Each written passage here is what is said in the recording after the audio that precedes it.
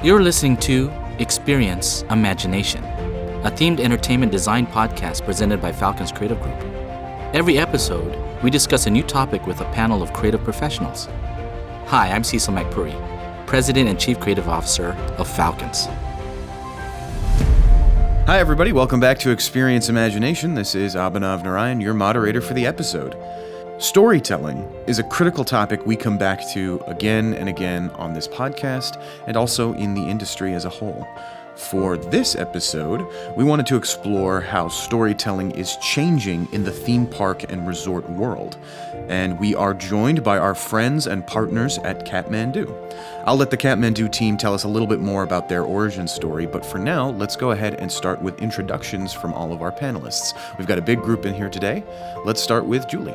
Hi, I'm Julia Demerau. I'm the co-founder of Katmandu. Hi, I'm Scott Demerau, founder of Katmandu. Hi, I'm Jay Pecotte, Senior Vice President of Development, Katmandu. Cecil McPurry, Chief Creative Officer at Falcons Creative Group. I'm David Schaefer, Vice President at Falcons. I think the natural place to start is to ask the question, can you give us a brief summary of what is Katmandu and how did it come about? Scott? Well, Katmandu was birthed with the idea of bringing a new level of entertainment to beach communities, really trying to create a new generation of theme park where we accented a beach holiday as opposed to competed with a beach holiday. Yeah. Julie? And we started in Mallorca, Spain. That was our first location, and we're there because we had started almost 30 years ago with a little mini golf product in Mallorca, and it grew and was championed into the Katmandu that we know today. And we were able to joint venture with our wonderful hotel partner, Amelia Hotels International. And that was birthed because we actually had a Amelia Hotel right adjacent to our property in Mallorca. And that developed into the Sol Katmandu Park and Resort as we know today, which includes both park and hotel. And it's an integrated product with a one mythical story and legend of the legend of Katmandu. You've won some awards for that as well, haven't you? It has been rated one of the top 3 theme parks in Spain several years in a row on TripAdvisor, which is pretty amazing, given the fact that we literally are a fraction of the cost of several larger parks that are rated below us.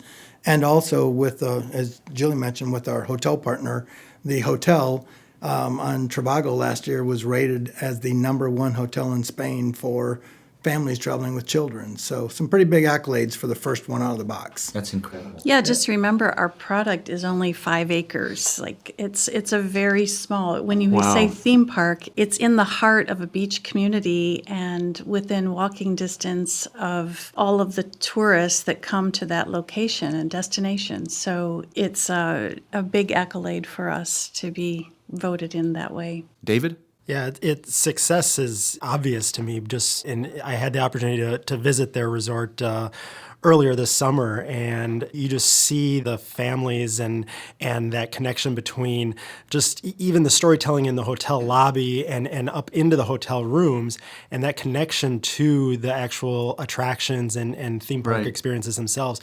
It's something, really I think has not been done before to that degree, that connection. It truly does feel like an integrated product, which especially given the small footprint and the fact that it is in kind of an urban beachside setting is something that is just really cool. And I see tremendous opportunity to grow that in other beachside resorts globally. Well, it was pretty amazing. Amelia, as our hotel partner, they are the largest beach hotelier in the world. And they took a very amazing approach in this joint venture with them. And from day one, they viewed this and announced this to their full team that this was entertainment with rooms as opposed to a hotel with entertainment. Mm-hmm. And since we were the little guy and they were the big guy, they gave a lot of opportunities for the entertainment to influence the hotel product. I'd love to talk about how the role of storytelling and immersive world building, the fantastical, mythical legend of Katmandu, how that relates to the overall brand and vision of Katmandu, how those intermingle, and how and why that storytelling component is such a crucial feature. How does the storytelling of it all champion the brand and ambition of Katmandu? Overlaying a brand into attractions was something that was just not done 10 years ago, and it really isn't done right now at this level for this size of a Right. park. So we were really committed to the story, our characters, our environment, to create really immersive environments in a Disney-like fashion that wouldn't be slated as an FEC. And so we wanted to differentiate ourselves from that. Right. And it paid off because that was what was attractive to the hotelier side, and to really translate that into an experiential hotel stay, It's a unique differentiator. which completely changed up the commodity-driven business of a hotel.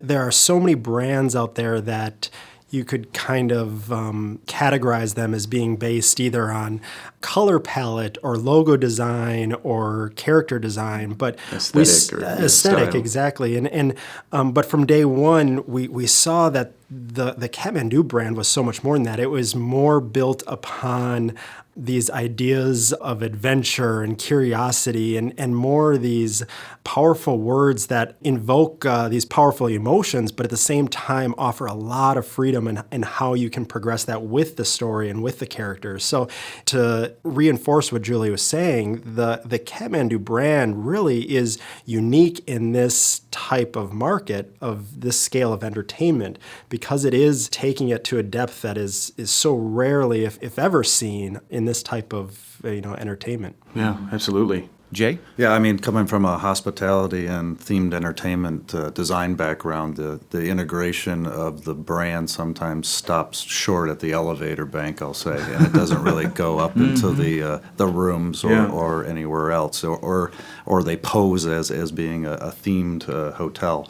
And what intrigued me about this was bringing actually that IP and immersing the guests from the park into the lobby, into the elevator banks, up into even their room, and all their experiences are basically around Katmandu and the brand. And that is one of the other differentiators to touch upon, is the fact that it's not just the unique niche in terms of size and scale of it in the market. It's also the fact that it's not just immersive storytelling, it's one immersive story that kind of can expand and evolve to reach all of these different layers or interpretations, but it's all anchored in these universal ideals and these concepts, and also one very comprehensive, very compelling cast of characters and locations. I like how you elevated that, because I think one of the things we're often exposed to when we are asked to master plan, it's oftentimes an eclectic montage of different IPs. This is one zone in this story, and this is one zone in this story. One IP that checks the box for the Younger young girls, demographics. or another one that checks the box for teenage boys, and it's like, and it just kind of turns into this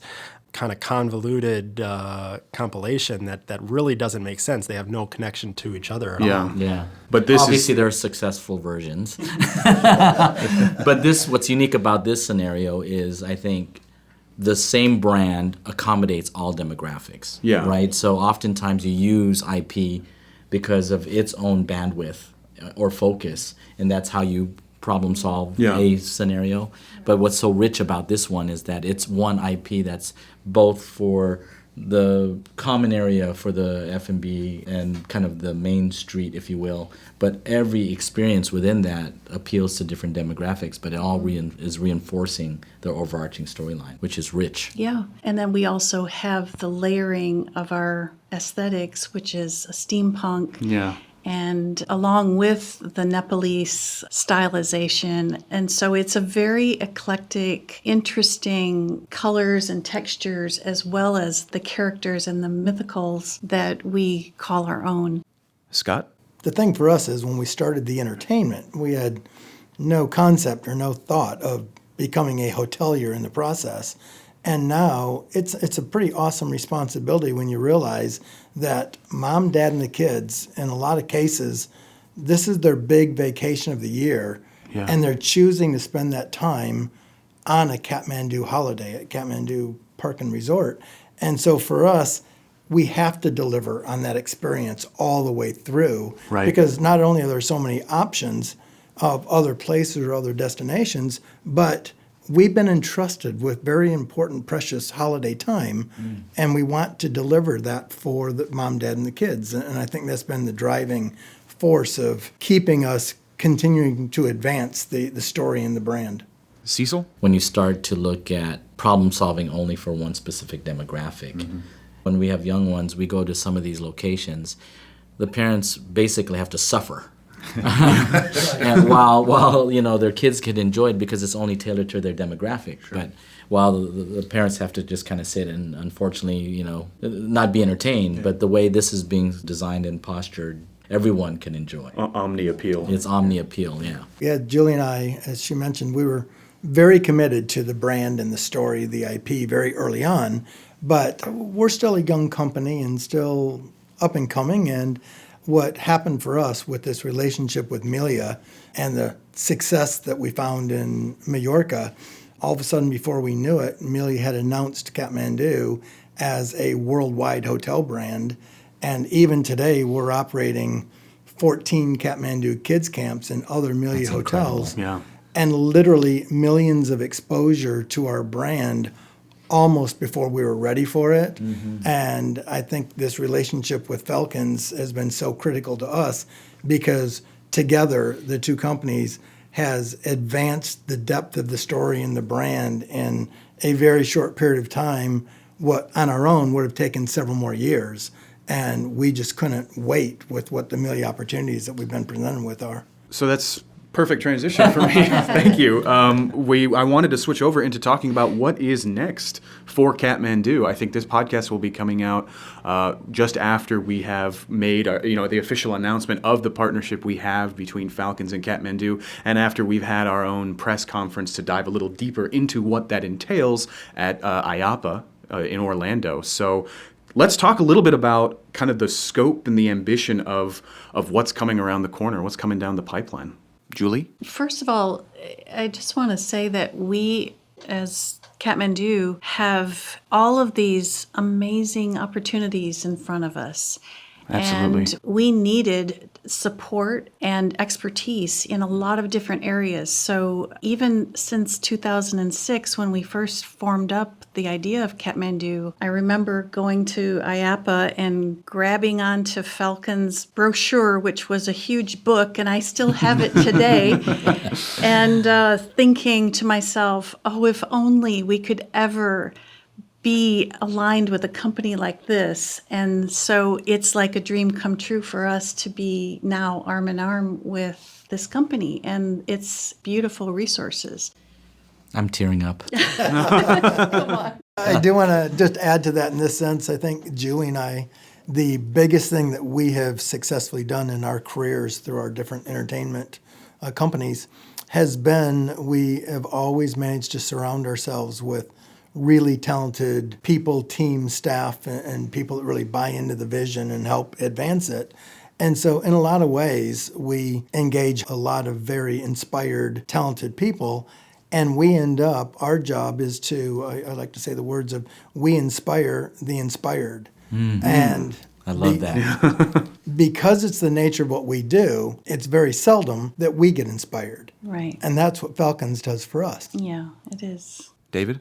I know earlier today we were in a discussion with the Katmandu team and kind of the topic of culture came up, and I think we were all kind of nodding our heads to the fact that it's a topic that's maybe mentioned but also maybe isn't elevated to the level of importance that it really is. And I know in Falcon's years of history, we talk continually about how important our company culture is and sharing that culture with our employees, but it goes really beyond that. when we find a client or a client finds us that we share that same culture, that's when magic really starts to happen. And certainly that is occurring here. And it's something that keeps us inspired and keeps us excited about working with Katmandu. And it's just really awesome. I was first here walking around the floor with Cecil, just him interacting with your team. It just was clear to me that he is the same kind of leader that we strive to be ourselves, not always successful, but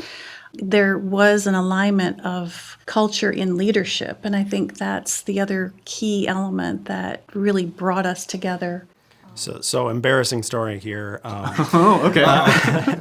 So whenever You've Got Mail is on TV, it's a movie that I end up sitting there watching just because it's a good one. And He likes feel-good movies. Yeah, exactly. And there's dialogue in the movie between Tom Hanks and Meg Ryan of, it's just business. It's not personal. And Meg Ryan's character is saying, wait, but it is personal, And I think it's kind of an interesting topic, and it's something that is very true. I mean, yeah, in the world of business, you can say, oh, it's not personal. It's just business, but it doesn't have to be like that. And I think it's what Julie was alluding to. When it becomes personal, that can be a good thing too. And it can actually get greater results and more exciting things can happen. So. Well, just to drive home the point of how right this felt right off the bat, as Julie mentioned, the first time walking around the floor here with Cecil, she had these feelings of just, this is the partner, this is the culture that we've been looking for. And at the time, I was in Spain in meetings with Amelia, and literally that night, Julie called me and said, you need to fly home. You need to meet these guys. These guys this is what we've been looking for, and this can inspire us, as I said, to drive the next level of Katmandu and what it could be. So I remember being in the conference room, sitting next to you, and you were nodding your head like, "Oh man, what did I do wrong?" And because you seemed disappointed, and you turned to me and said, "I just wish Scott was here." Yeah. Wow. And the fact that we are both Orlando-based companies, I think, is also something that will keep us tight. Yeah, absolutely. It's just so easy to drive convenience over is 5 incredible. minutes and we're Yeah. together in your conference room or you're with us, and that really helps to keep the relationship strong. And if ever we have a problem, we're just like Right there. Okay, talk. And it's always open door. There's always time for both of Yeah. us in each other's lives. It's never like, hey, tomorrow. No, we always make time for each other, which is great. Yeah, it's the best thing because we're all driven to execute this at such a high level. Obviously, as we all know in these meetings, there's a great varying of opinions on directions to go and how to go. But I love the fact that there's no pride of authorship. There's no prima donnas. That everybody's free to embrace or respectfully shoot down that that's not the right direction on either side. And you guys have been put in a position of challenging several IP things, character creations that we've spent years creating. And I'm sure in certain relationships that could be a real challenge to do and walk away. But it's great that we can talk about anything for the good of the brand, for the good of the company. Right. And It's it makes beneficial for all. every day is a fun day working, not just the days that we all agree on things. Yeah, right. And I do want to just add with the fact that Amelia has now embraced Katmandu as being one of their significant hotel brands and creating a worldwide rollout of this product. They have put tremendous trust and confidence in Katmandu to deliver just an unsurpassed entertainment experience and really to change their family hotel offerings around the world. And when David and Jay were there presenting to the CEO of Amelia, his enthusiasm for what Katmandu and Falcons together represented was just, you could just see his mind expand as to the level of what we can do together. And so it's not just Katmandu and Falcons, but it's Katmandu, Falcons, and Amelia. Yeah, and the they're power of the three culturally companies. Equally aligned as well. Exactly. Who could imagine having a hotel company that size Of that scale. who is also 100% focused on relationship, support, respect. We enjoy every meeting with them because we're all three companies of that same mindset, and I think that's what brought us together. So this partnership represents an extraordinary kind of jumping off point for a whole host of opportunities. I wanted to switch gears now and see if we can talk a little bit about what is the first opportunity that will be coming down the road, the first kind of product of this partnership, and that would be Katmandu, Punta Cana. Jay? So Punta Cana, very exciting for us. We are embarking on a entertainment district, is what I would call, entertainment center. It is going to be Katmandu at one end and party at the other end, basically. So a whole day's worth of entertainment. But not to imply that Katmandu is not a party. That's true. That's true. You can party there too. And I've worked extensively down in Punta Cana over the last decade, building some large-scale projects, and this one really excited me. And it was one of the reasons I joined the company last year. And it's a place where there is not a lot to do. There's not a lot of entertainment, and this project and the way that we're developing it is really going to be highly successful. Yeah, I mean, as we've talked about in our, we put out in our press release and we talked about at IAPA, this is the first theme park of its kind in Punta Cana, in the Dominican Republic. We're taking a shopping center and really completely gutting the entire thing and putting in this amazing entertainment district, and that you all have helped us master plan and create a true destination for mainly North Americans, Canadians, Americans, and then Europeans that come to this market. So it's really going to open up the U.S. market to the brand of Katmandu for the first time. So we really want to launch it with this incredible product. So excited. The specific products that are going in, and by products I mean the attraction experiences are going to over deliver. I mean, one of them we're so excited about will be the first installation of its kind. It's Falcon's suspended theater product, which is really truly the next generation of the flying theater type experience. But what an incredible opportunity to be able to unveil that really in a destination like Katmandu, Punta Cana.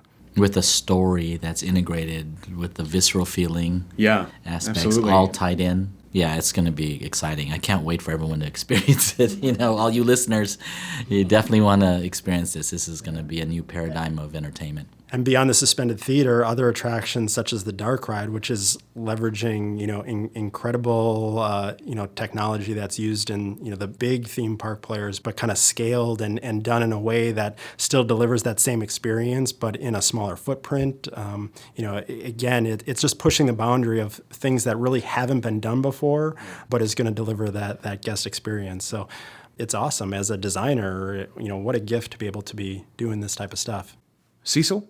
What Katmandu is doing here is creating a whole unique category that has never been done before. Category with a K. Yeah, with a K. I like that. The level of quality products, story-driven immersion, AAA quality content, it's incredible, So, and obviously the entertainment components from even just the party side. Yeah, I mean, well. the immersion doesn't stop at the park gate. It continues throughout the whole complex. So around every turn, and there's a new environment to experience for the guests. So we're really excited about that. It's also a different demographic for us. So that's, again, elevating the brand and introducing that IP to maybe even a older guest in Punta Cana, and an American guest with a more savvy background is super exciting to us. Exposure, yeah. And these rides, for us to have our brand and our stories told within these rides as the vehicle, if you will, to get our message out is just unbelievable for us to even think about. More than just a walk-through attraction to tell the story, now we have real immersion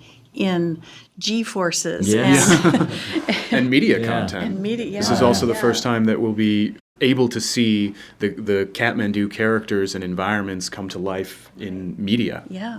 Scott? Before we met Falcons, at least in our company, and I think this is true in the relationship with Amelia as well, I've always been the bigger thinker, the guy always saying, that's not good enough. We need to advance it farther. And I know we don't have the money, but we'll find the money. And we just need to do this at a scale beyond what everybody else tends to think.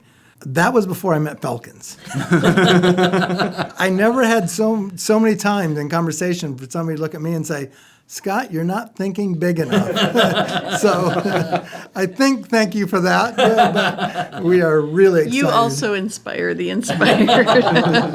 that the level that Punta Cana is being executed at, I think, is going to truly bring changes, and in the industry, things will change as a result of what gets built in Punta Cana. And so, Exciting times. Well, thank you guys so much for joining us on this conversation. I think this was sure. fantastic. well, thank you. for We've us enjoyed Yeah. it. Yes, thank you. I didn't think I was going to Looking get so forward to- emotional. Kleenex. Kleenex, please. We want to again thank all the members of the Katmandu team, Scott, Julie, Jay, for joining us in this conversation. I also want to thank Cecil and David for joining us from the Falcon side. If you would like to send us an email with any comments or questions or ideas for future episodes, you can send us a note at podcast@falconscreativegroup.com. Again, that is podcast@falconscreativegroup.com. We always love hearing from you, so please keep sending us emails.